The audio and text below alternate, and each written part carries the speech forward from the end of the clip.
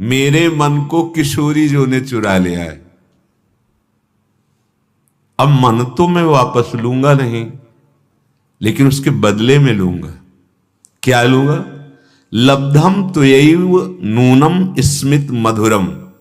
पहली बात, आप हमारे सामने प्रकट हो और मंद मुस्कुरा दे, और फिर देहि दासोष्मी, मुझे ऐसी ठसक दे दीजिए कि मैं आपका दास हूं। बस मैं लाडली जू की चरणारविंद की एक एक वृत्ति से अपने मन को देखना चाहता हूं, जिसको चुरा लिया गया। मनो में राधाया पद मृदुल पद में निवसतु। बस श्री किशोरी जू के गोरे चरणारविंद के तलवे के नीचे मेरा मन बना रहे। ये बड़ा महामहिम धाम है। बहुत कम साधना से बहुत उच्च कोटि की अवस्था प्राप्त हो जाती है। परम पद मथुरा में प्राप्त हो गया था ध्रुव जी को। जो ध्रुव जी आए, मधुवन आए, मधुपुरी, मथुरापुरी में। ये वृंदावन है, ये महाप्रेम प्रदान करने वाला है। बस जितना समय बचा है, आप सच्ची समझिए, आगे आपको भजन का समय नहीं मिलेगा। वायु दूषित, जल दूषित, भोजन दूषित, संग दूषित, विचार दूषित, किससे भजन करोगे? शरीर अस्वस्थ, मन शरीर आसक्त, कहां भजन? कैसा भजन? केवल खिलवाड़ की बातें होंगी, माया का खिलवाड़। अभी थोड़ा अवसर है, अभी 5000 से कुछ वर्ष ऊपर हुए हैं। 4,32,000 वर्ष की कलयुग की आयु है। अभी थोड़ा समय है, निकल चलो। स्वामिनी जी का कृपा बल हमारे साथ है, हम इस माया पर विजय प्राप्त कर सकते हैं।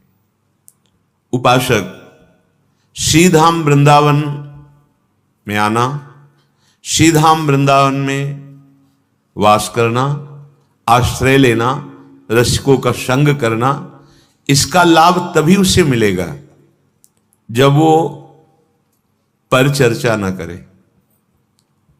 बहुत ध्यान से सुनिएगा। यहां हम रह रहे साधन भजन जो लाडली जी की कृपा से बन रहा है। वृंदावन में रहकर जब हम परिचर्चा करते हैं, कहां से हम श्याम की चर्चा करने का आपका व्रत है? बोलेंगे वाणी से तो केवल आराध्य देव के विषय में बोलेंगे, नहीं तो मौन भगवत चर्चा। मौन भगवत चर्चा, यही हमारी वाणी का विषय। बहुत जल्दी लाभ मिल जाएगा। श्रीधाम है, महामहिम, महामहिम भक्ति। यहां प्रेम लक्षणा भक्ति वर्ण करने के लिए बाहु फैलाए हुए यहां गलियों में डोलती है। ये वृंदावन है। मोक्ष यहां वर्ण करने के लिए व्याकुल डोलता है।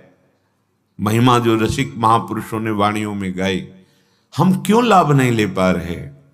बोले उसका कारण है परिचर्चा और प्रमाद। प्रमाद, न करने योग्य काम को करना और करने योग्य कार्य को न करना, इसे प्रमाद कहते हैं।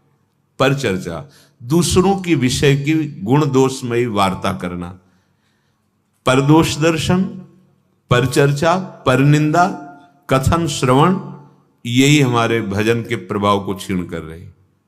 फिर वही बात आ गई, चलनी में गैया दुहे और दोष दैव को दे। गाय बढ़िया है, दूध भी दे रही, पर चलनी में दूर है तो एक चुल्लू भी पीने को नहीं मिल रहा। धाम महामहिम है, उपासना बड़ी रसमयी, और एक बूंद रस का हमारे हृदय में स्फुरण नहीं हो रहा। क्यों? क्योंकि परिचर्चा और प्रमाद। बैठा लो मन में इस बात को। रसना कटो जो अन रटो। क्यों नहीं आप आचार्य चरण की बातें स्वीकार की जा रही? महापुरुषों की व्यर्थ वार्ता क्यों? हम प्राय देखते हैं, बिल्कुल इतनी पीड़ा नहीं कि मेरे कितने मिनट व्यर्थ जा रहे हैं।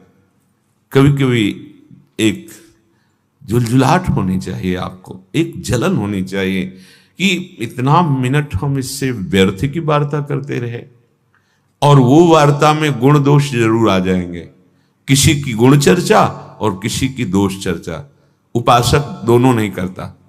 तात सुनहु मायाकृत गुण और दोष अनेक, अनेक गुण या उभय न देखी, देखी सो विवेक। सच्चा गुण यह है कि न गुण देखना है न दोष देखना है, भगवत भाव से सबसे देख के उदासीन अपने उपासना में लगे रहना।